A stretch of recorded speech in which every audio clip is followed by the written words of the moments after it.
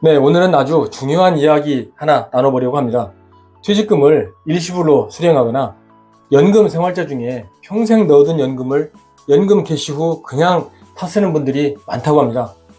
퇴직연금, 그리고 IRP나 저축연금, 평생토록 함께 할 연금을 그냥 꺼내 쓰는 돈이 된다면 현금을 방바닥에 깔아놓고 쓰는 수준의 처참한 상황이 발생합니다. 네, 국영기업에 40여 년을 근무하고 퇴직한 62세 남모씨 사례인데요. 이분은 퇴직한 지가 한 2년 됐답니다. 그런데 20여 년간 1억 원을 불입한 개인연금을 59세부터 수령 중인데요. 딱히 운영 방법을 모르고 괜히 잘못하면 손실 날까 봐서 그냥 넣어놓고 타먹고 있다는 얘기입니다. 이렇게 연금 생활하시는 분들이 꽤 많다고 합니다. 그래서 오늘은 퇴직금 수령 전략과 연금을 수령하면서도 운용하는 방법, 그리고 투자에 익숙하지 않은 분에게는 마인드 전환, 연금 초보자도 쉽게 따라할 수 있도록 정리해 드리도록 하겠습니다. 먼저 퇴직금은 수령 방식부터 전략입니다.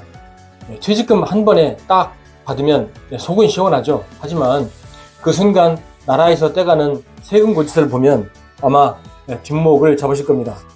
퇴직금을 일시금으로 받으면 약 6%에서부터 42%의 퇴직소득세가 바로 빠져나갑니다. 하지만 IRP 계좌를 받으면요, 세금 한 푼 안 떼고 퇴직금 100%를 그대로 받아서 굴릴 수가 있거든요.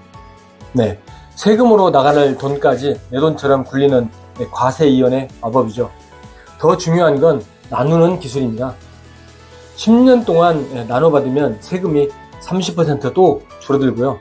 또 10년 넘게 길게 나누면 무려 40%나 깎아줍니다.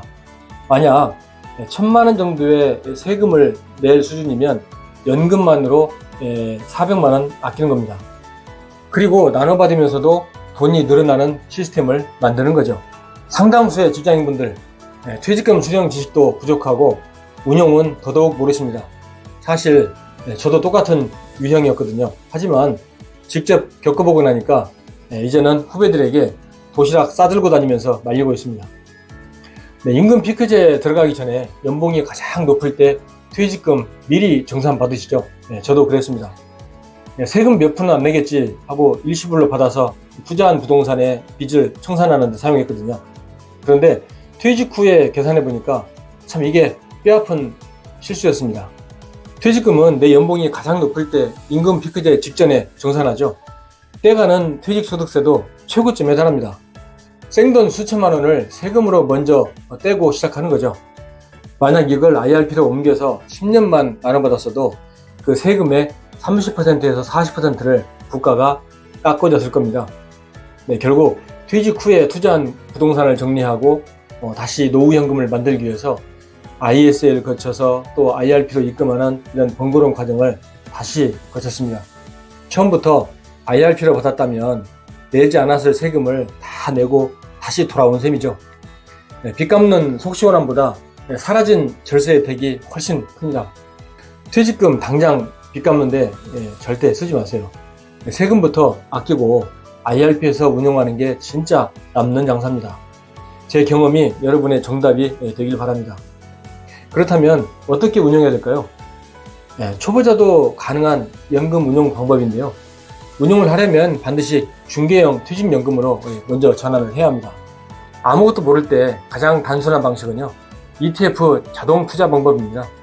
하지만 조금만 더 연금에 관심을 갖는다면 얼마든지 자신이 운용할 수 있습니다.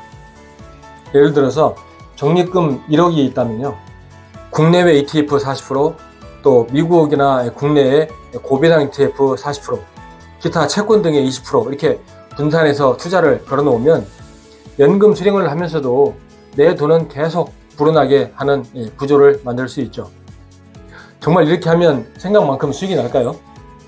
최근 10년 기준 미국 S&P 500 ETF는요, 배당을 포함해서 연평균 수익률이 약 12.2%였습니다. 지난 20년 평균을 보면요, 연평균 수익률은 약 9.7% 수준이었죠. 그렇다면 하나 가정해 볼까요? 퇴직금 1억 원을 10년간 투자해서 연 8%에서 9% 정도로 수익이 난다면 매년 800만 원에서 900만 원이 계속 쌓이게 된다는 얘기죠. 그러면 어떤 일이 생길까요? 10년 만기 뒤에도 한참 더 내 자산이 살아있을 가능성이 매우 높습니다. 다만 이런 경우는 감안하셔야 합니다. 주식시장은 매년 오르지 않죠. 하락하는 해도 있고 또 급등하는 해도 있어요. 단기적으로 투자했다가 매도 타이밍이 나쁘면 손실이 날 수도 있습니다. 다시 말해서 S&P 500에 투자할 때는 장기 투자라고 갖고 가야 과거 수익률이 그 의미를 가집니다. 그리고 제도나 법률, 또 세금 등을 감안해서 투자 종목에 대한 관심은 늘 갖고 검토해 보셔야 합니다. 그리고 핵심은 지속성입니다. 연금을 받으면서 은퇴자들이 가장 불안해하는 이유가 수령이 시작되자마자 적립금이 줄어들기 시작하기 때문이죠.